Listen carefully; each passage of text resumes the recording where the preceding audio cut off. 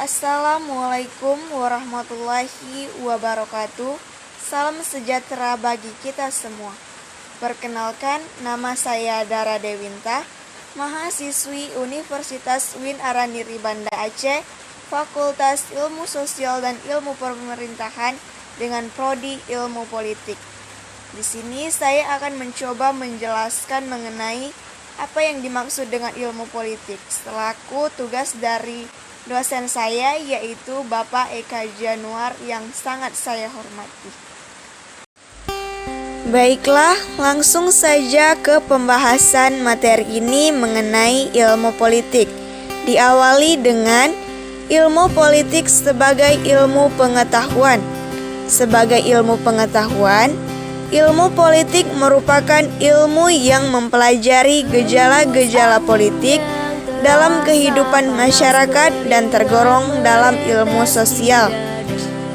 Ilmu politik itu sendiri adalah cabang ilmu sosial yang membahas teori dan praktik politik, serta deskripsi dan analisis sistem politik dan perilaku politik. Ilmu ini berorientasi akademis, teori, dan riset. Kemudian perkembangan ilmu politik. Jika ilmu politik dipandang semata-mata sebagai salah satu cabang dari ilmu sosial yang memiliki dasar, rangka, fokus, dan ruang lingkup, yang jelas maka dapat dikatakan bahwa ilmu politik masih muda usianya karena baru lahir pada akhir abad ke-19. Jika pula ilmu politik ditinjau dalam rangka yang lebih luas, yaitu sebagai pembahasan secara rasional dari berbagai aspek negara dan kehidupan politik, maka dapat dikatakan ilmu politik lebih tua usianya. Definisi ilmu politik. Ilmu politik adalah sebuah ilmu yang mempelajari politik atau perpolitikan. Politik adalah usaha menggapai kehidupan yang lebih baik. Menurut J. Barnes, ilmu politik adalah ilmu yang mempelajari kehidupan bernegara, yang merupakan bagian daripada kehidupan bermasyarakat. Ilmu politik mempelajari negara-negara untuk melakukan tugasnya. Sedangkan menurut Miriam Budiarjo, ilmu politik adalah ilmu yang mempelajari pengambilan keputusan, adalah untuk membuat pilihan antara beberapa alternatif. Sedangkan istilah pengambilan keputusan menunjuk pada proses yang terjadi sampai keputusan itu tercapai.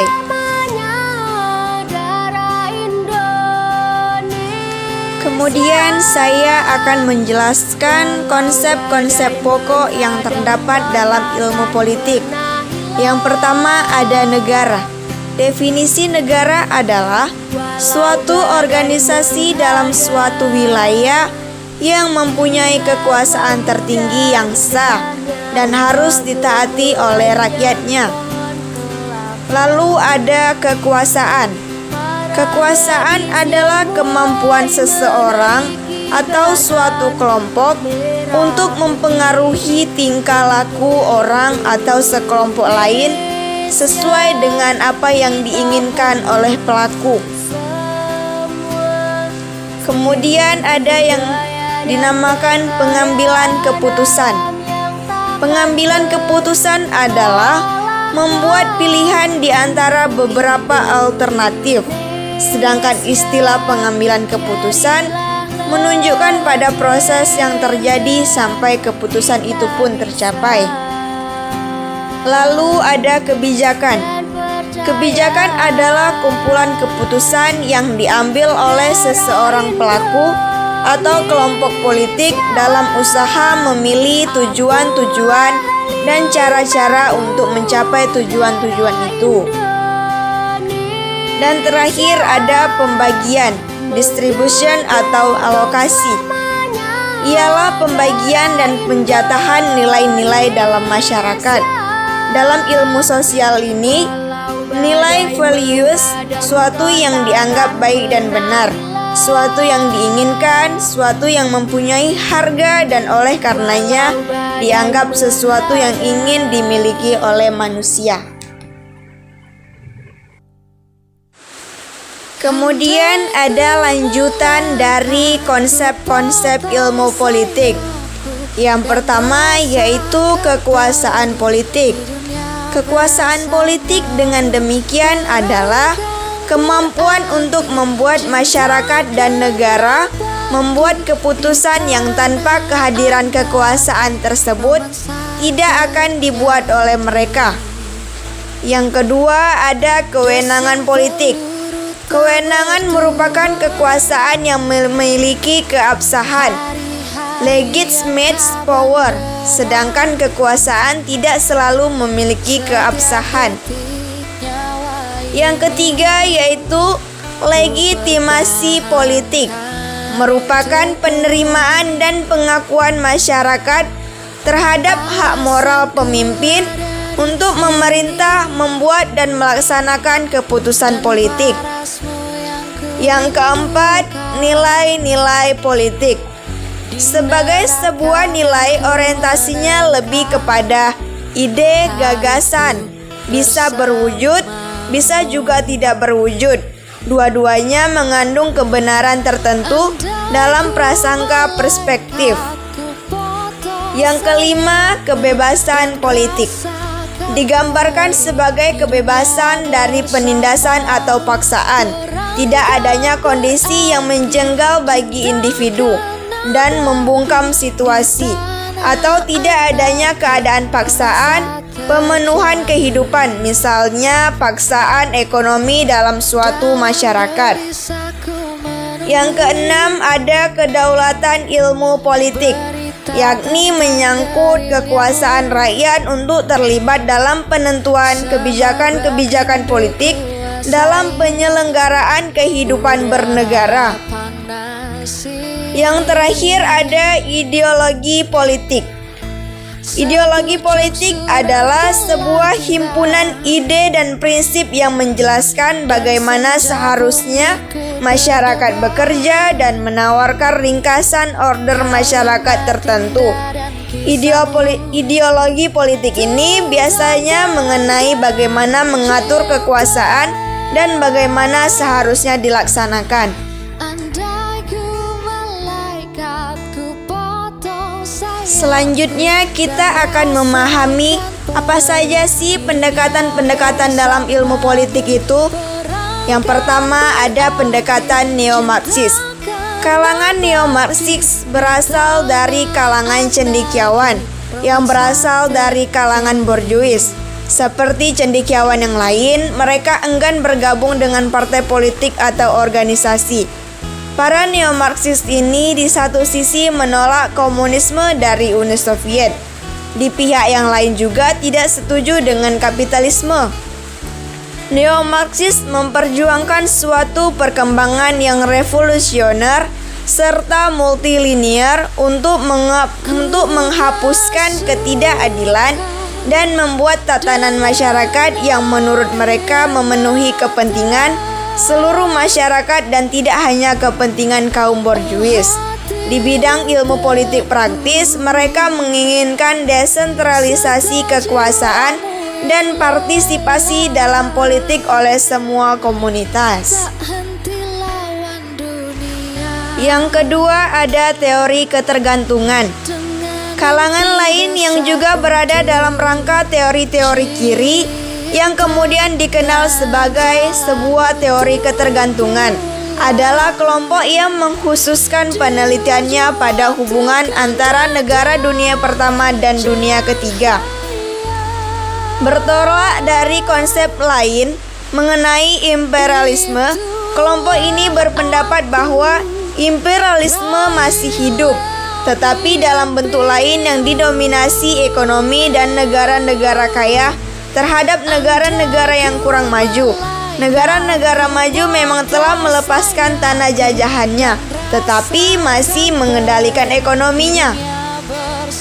Pembangunan yang dilakukan negara-negara yang kurang maju atau dunia ketiga hampir berkaitan erat dengan kepentingan pihak barat Yang pertama, negara bekas jajahan dapat menyediakan sumber daya manusia dan sumber daya alam.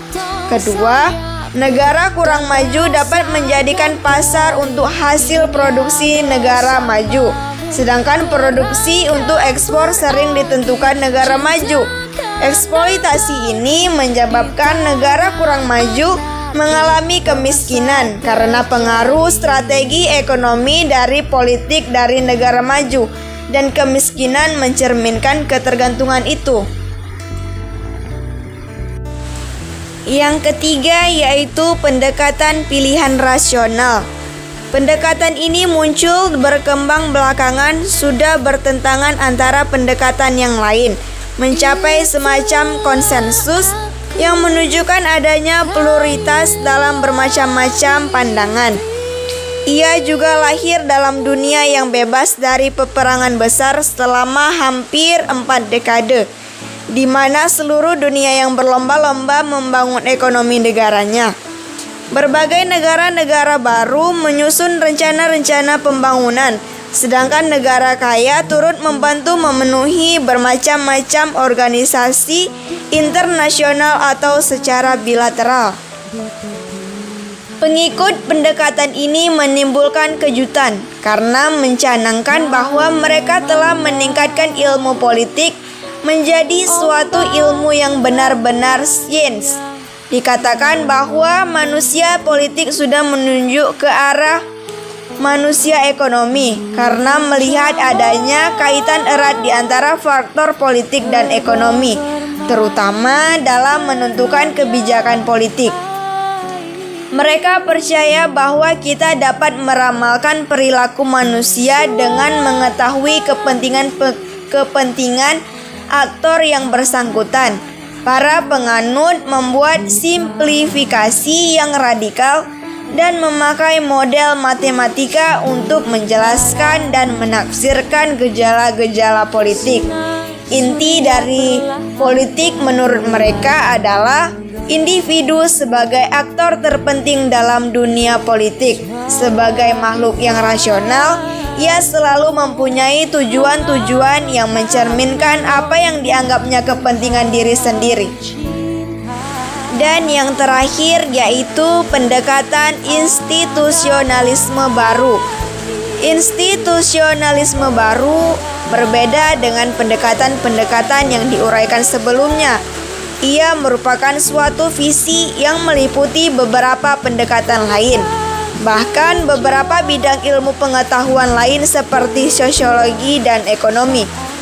Mengapa ia disebut institusionalisme baru? Oleh karena ia merupakan penyimpanan institusionalisme lama.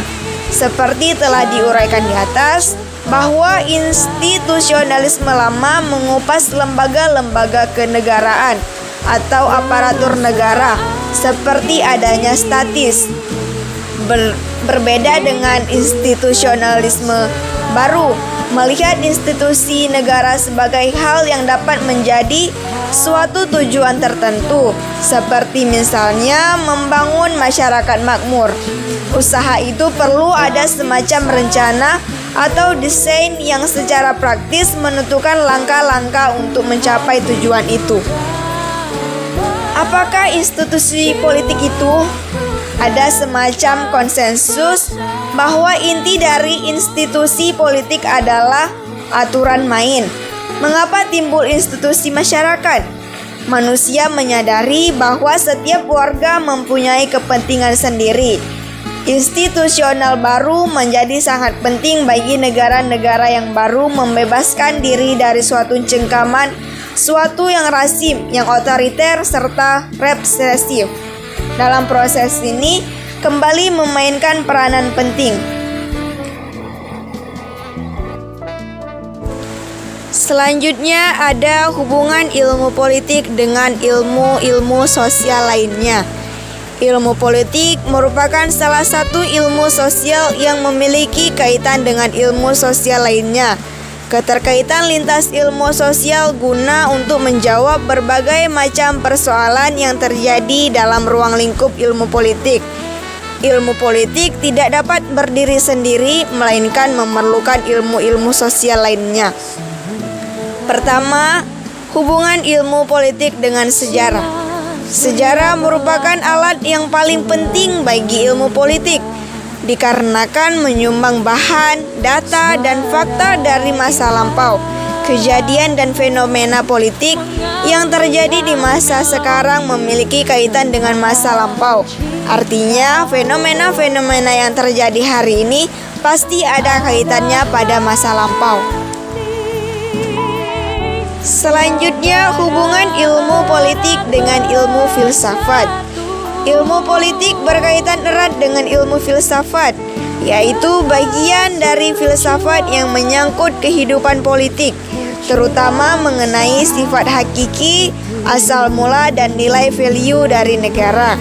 Misalnya filsafat, jika kita lihat dari definisinya adalah usaha untuk secara rasional dan sistematis untuk mencari pemecahan dan jawaban atas persoalan-persoalan yang menyangkut universe dalam semesta dan kehidupan manusia.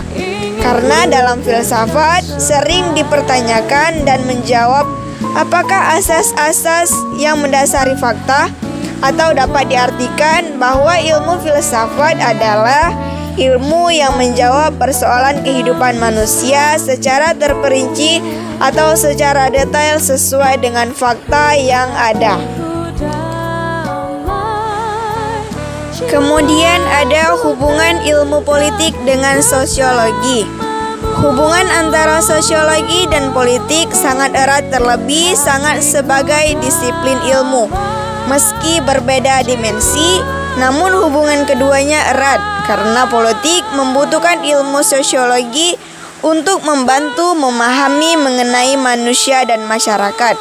Karena itulah maka muncul cabang ilmu khusus yang mempelajari sosiologi dan politik. Jadi untuk melakukan sebuah kebijakan, misalnya untuk menerapkan kebijakan politik, pemerintah juga harus melihat bagaimana kondisi sosiologi.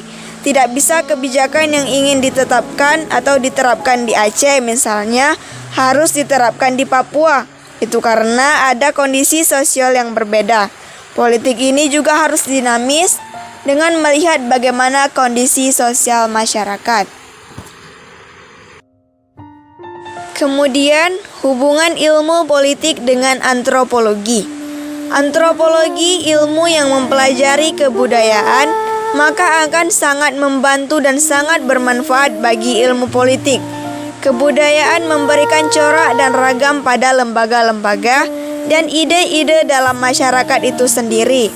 Ilmu politik sangat membutuhkan ilmu antropologi untuk memahami berbagai macam karakter masyarakat dalam negara Indonesia, seperti orang Aceh dan orang Padang dan lain-lain. Dan politik atau pemerintahan dalam melakukan pendekatan-pendekatan itu harus melihat sisi antropologi karena berbicara dengan budaya dan karakter masing-masing di setiap daerah itu. Lalu ada hubungan ilmu politik dengan ilmu ekonomi. Ilmu ekonomi dan ilmu politik merupakan dua aspek atau sektor terpenting dalam sebuah negara. Karena dua aspek ini tidak bisa dipisahkan karena memiliki hubungan yang sangat erat. Bila mereka berdiri niscaya maka akan terjadi sebuah masalah yang besar di suatu negara tersebut. Misalnya saja di suatu negara pada saat kondisi politik tidak menentu, maka kondisi ekonomi negara itu akan bermasalah dan para investor itu akan menarik sahamnya. Kemudian bursa efek menjadi anjlok. Kemudian juga sebaliknya, jika ekonomi bermasalah, maka politik akan ikut bermasalah juga. Kemudian hubungan ilmu politik dengan ilmu psikologi. Ilmu politik adalah ilmu yang mempelajari manusia dalam lingkup sosial. Sedangkan pula ilmu psikologi umum adalah ilmu yang mempelajari tentang kewajiban atau kejiwaan pada manusia, atau dapat dikatakan ilmu yang dapat mempelajari tentang manusia lingkup individu. Ilmu politik berkaitan dengan ilmu psikologi sosial. Jadi dalam ilmu politik sangat mementingkan psikologi karena dapat mempelajari kejiwaan seseorang. Kita dapat mempengaruhinya. Tujuan dari politik itu saja adalah kekuasaan.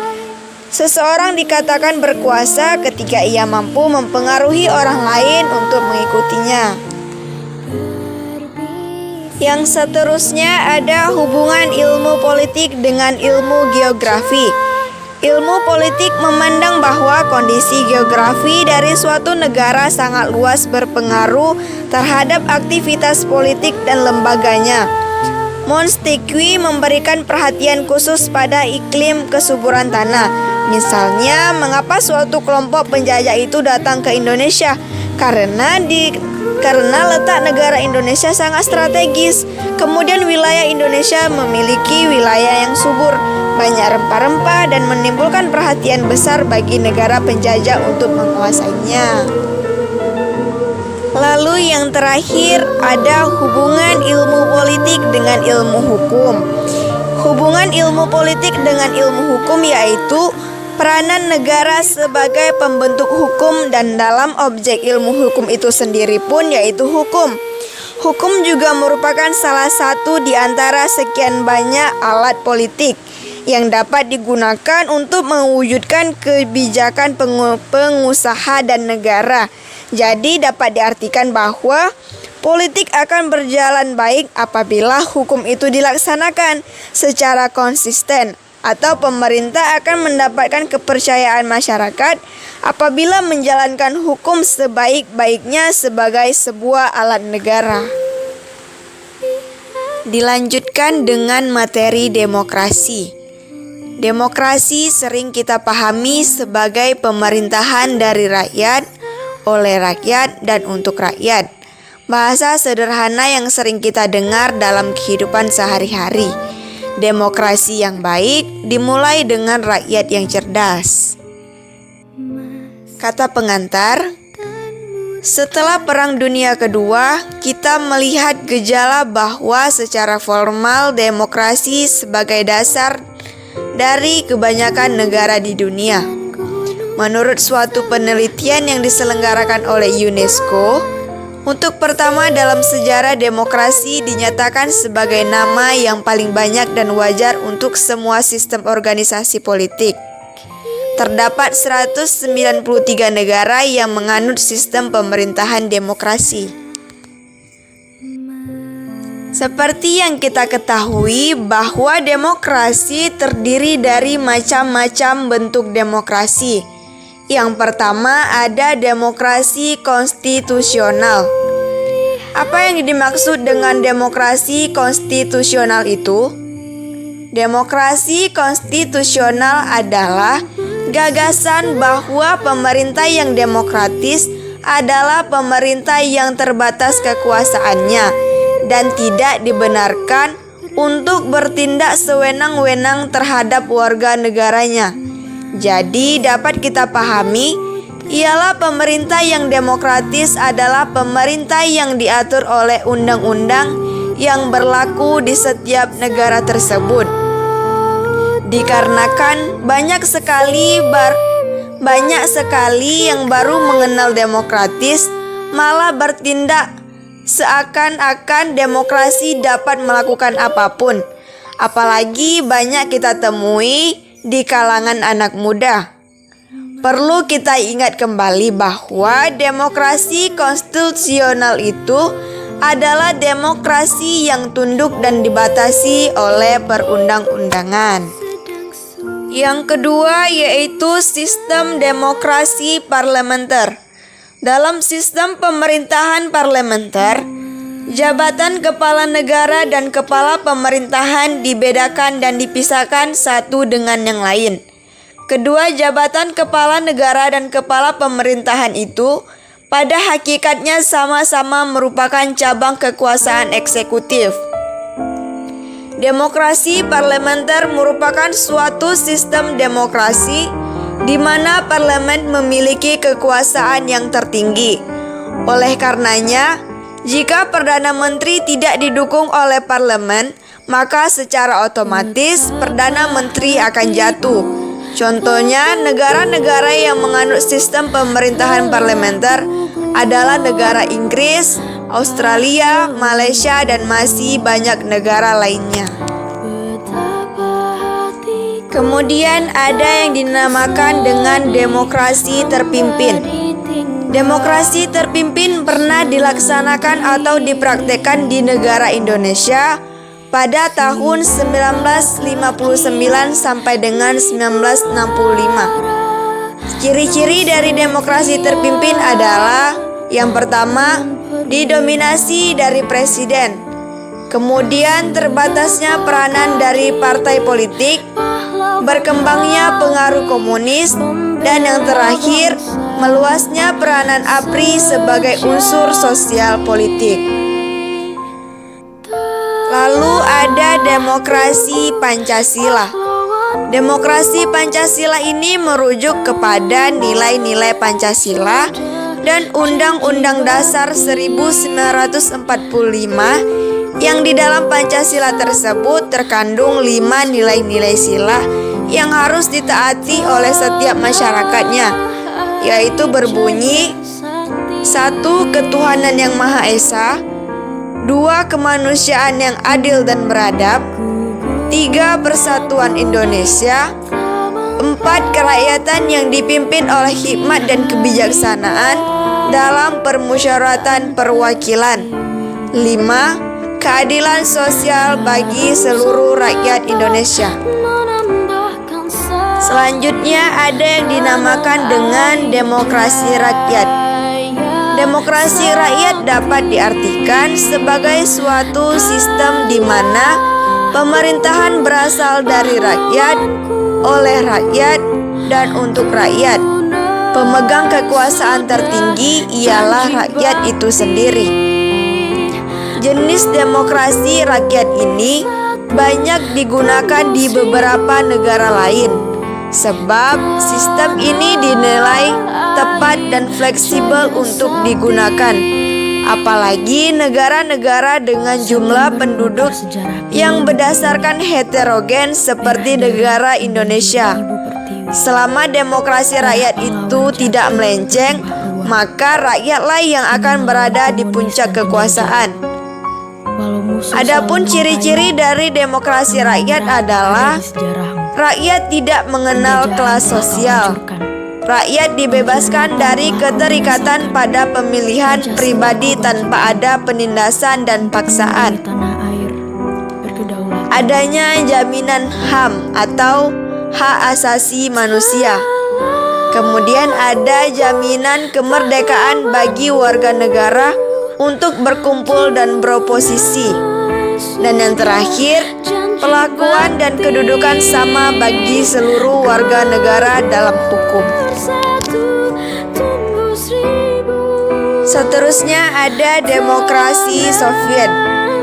Demokrasi Soviet atau yang sering kita ketahui sebagai demokrasi dewan adalah sistem politik di mana pemerintahan penduduk oleh Soviet-Soviet yang dipilih secara langsung untuk dijalankan. Dewan bertanggung jawab langsung kepada pemilih mereka dan terikat oleh instruksi mereka menggunakan model perwakilan delegasi. Seperti mandat penting, ini kontras dengan mandat bebas, di mana delegasi terpilih adalah hanya bertanggung jawab untuk hati nurani mereka. Oleh karena itu, para delegasi dapat diberhentikan dari jabatannya atau dapat dikeluarkan. Dan yang terakhir yaitu demokrasi nasional. Demokrasi nasional ini merupakan gabungan dari dua kata, yaitu demos yang bermakna rakyat dan juga kratos atau kratein yang berarti adalah pemerintahan.